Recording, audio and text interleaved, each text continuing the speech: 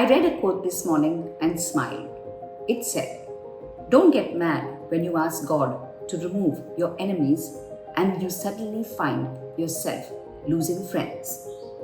It occurred to me that Aristotle had said something similar, but maybe I was too young to comprehend the import of what it meant.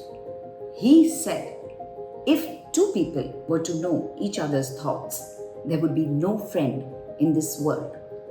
No, I'm not a cynic, but as I sit back and I ponder, I realize that many a time people find it hard to be friends.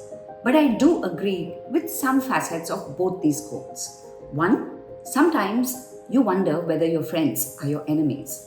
And sometimes I ask myself, the thoughts that I carry for some people, does it augur well for friendship? Welcome. Welcome to today's episode of How to Understand Friendship.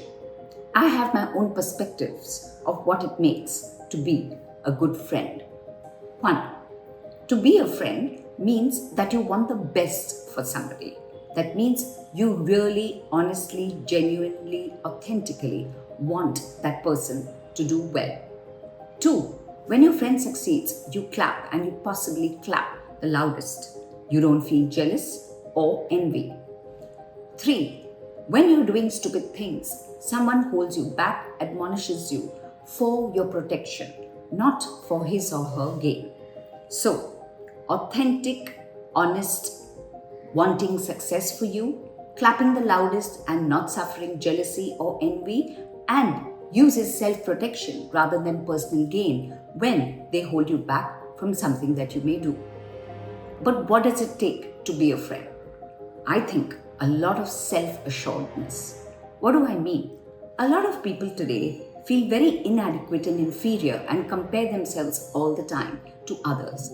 They're not comfortable in the positions of life that they may currently hold, never possibly looking back and see why they got where they got.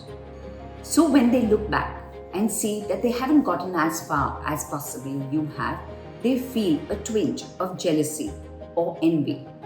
I say self-assuredness because a self-assured person believes that he or she is where they are largely because of some choices that they made.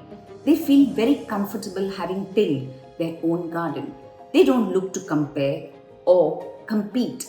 And only when a person is at ease with himself or herself can they make really good friends. Because then the relationship is sought for the joy it brings and not because one is resentful, jealous, hostile, or in some way wanting to outsmart or outdo the other.